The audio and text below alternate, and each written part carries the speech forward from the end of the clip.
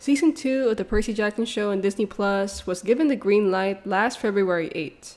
Ever since then, not that many details were given to us about what might happen in Season 2.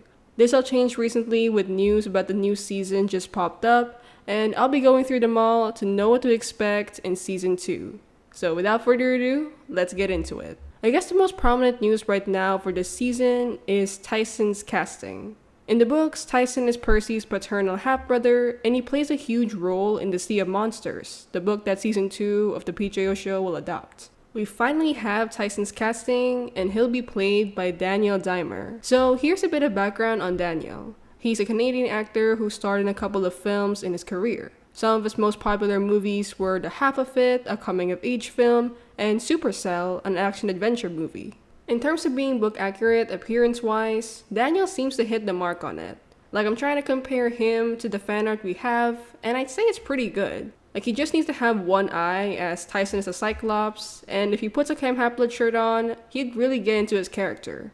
Also, a random side note, but I noticed that he also has a trident necklace. That's a nice touch right there, because Tyson is also Poseidon's son, and seeing him here with Walker is just so sweet. Daniel actually went online to thank everyone for the role, and he said that playing Tyson would be a dream come true for him. He explained he was a huge fan of the books ever since he was 10, which is really good to hear. Like, I love how everyone working on the show is well aware of the books, because this would ultimately help them act better for their respective characters. With this big news, we also got some stuff from Riordan about the second season. Rick tells us that there's a lot in store for Season 2, and that they've been working on scripts for the episodes. Like the first season, Season 2 is going to follow the 8-episode time frame, which, side note, I was a bit disappointed by. I mean, the PJO show managed to place the plot in 8 episodes pretty well last time, but I really wish that we could get more episodes moving forward.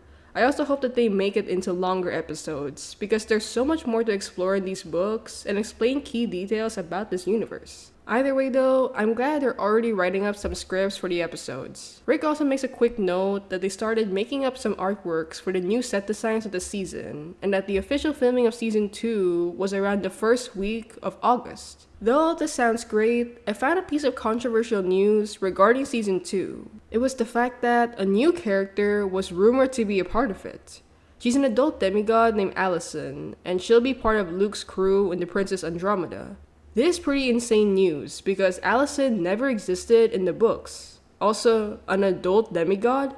In Cam Haplet standards, that's honestly really insane, because a lot of demigods die in their teens, but I guess there could be a possibility that they made it to adulthood like Luke. This is something I'm worried about in the show, because there are so many diverse characters in the books already, and adding a random character is just surprising. Like, instead of adding a new person, we could get introduced to other characters in the books to flesh them out more, like Ethan Nakamura, the head counselors from the Apollo cabin, Travis and Connor Stoll from the Hermes cabin, or even Selena Beauregard. I could go on and on about more characters that would be better with more screen time, but I'm still appalled that there's a possibility of a new character. Another news that I found out was the fact that the Grey Sisters who appear in the Sea of Monsters will be tweaked up a bit to the Triple Goddess. This is again an insane possibility. The Triple Goddess of course teases the Wrath of the Triple Goddess book that comes out this September, but is it necessary to add in Season 2? I mean, the Grey Sisters don't play that much of a role in the Sea of Monsters, and I'm worried that Rick might be biting off more than he can chew here because of adding these new things. Like, there's a possibility of a new character, and then this? Then again though, the Sea of Monsters is the shortest book in the series, so I guess adding new things might make the plot longer and more entertaining. We don't know for sure though, but I'm still trying to see the better side of things. So at this point, let's get to know what to expect in Season 2 in terms of the plot. Season 1 ended with Luke Castellan betraying everyone in Camp Haplet, and we were left with this cliffhanger. However, we could get a glimpse of what might happen in the second season through the books, specifically the second one called The Sea of Monsters.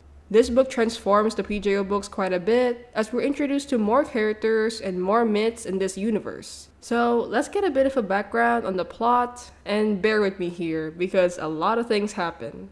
We meet Percy in his new school after getting kicked out of his old one from the previous book. He explains that he's been friends with Tyson throughout the school year, which is where we'll most probably see Daniel Diemer. Percy goes into a class wherein he gets attacked by giants. Annabeth helps them defeat them, and speaking of Annabeth, her relationship with Percy is a huge highlight of this book, and hopefully in season 2 as well. They become closer friends, and they share quite a few scenes together, some of which is when Percy saves Annabeth from the sirens, and Annabeth's fatal flaw is revealed. At one point, Percy would get turned into a guinea pig, and Annabeth would say the famous line of, "I'm glad you're not a guinea pig," after saving him. They win a chariot race together by the end of the book, and Annabeth gives Percy a kiss on the cheek. Like, they get really close here, and I hope the show would give them these moments. Aside from Percy and Annabeth's relationship, Tyson would also appear here as a Cyclops, and Percy would be stunned and a bit ashamed of him, as Cyclopses were monsters. So being related to one sort of ruined Percy's self-esteem in this book. Also, this complicates things with Annabeth, because Annabeth hates Cyclopses, and it would prompt arguments between Percy and Annabeth. Percy would try defending Tyson when Annabeth was rude to Tyson, and it would shed a bit more light on Annabeth's past. On top of all these plot details, Grover would go missing after trying to find Pan, and he would be trapped by the Cyclops Polyphemus. Added to all of this, Thalia's tree is poisoned by Luke, and Chiron gets framed up for doing it. Chiron gets replaced as camp counselor, and a new character comes in named Tantalus. So far, we have no casting on Tantalus, but hopefully they'll still keep his character. We also get more character development of Clarisse LaRue, as Clarisse is given a quest to get the Golden Fleece to save Thalia's tree. Percy, Annabeth, and Tyson also go on their quest to do the same thing as Clarisse, and we get a bit more of Clarisse's background, explaining her strained relationship with her father Ares. We get to go in the literal sea of monsters in this book, and we go to places like Cersei's Island, where we'll get a cameo of characters that would appear in the future books. These characters are Reyna and Ramirez-Arellano, and they would be the people giving Annabeth a makeover there. This is all going on in Percy's POV, but alongside of this, we also know that something's going on with Luke Castellan. Luke left Camp Haplet after poisoning Thalia's tree, and he did this because he wanted to frame Chiron up and force Percy and the gang to find the Golden Fleece. This because Luke wanted to use the Golden Fleece to resurrect Kronos. This is the same book where Percy and Luke would have a huge sword fight, which would be really cool to see on screen, and we could get introduced to Chiron's family, the Party Ponies. The season would most probably end with the same cliffhanger that we got in the book, Thalia Grace's resurrection. By the end of the book, Percy and the gang managed to heal Thalia's tree with the Golden Fleece, but the fleece worked too well and brought Thalia back into a human. This moment is probably the scene I'll keep waiting for in the second season because I'm so excited to see who they will cast for Thalia. And that's all we know about season 2 so far.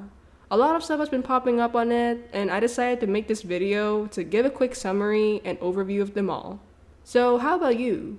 What do you think of season 2 of Percy Jackson so far? Let me know in the comments down below.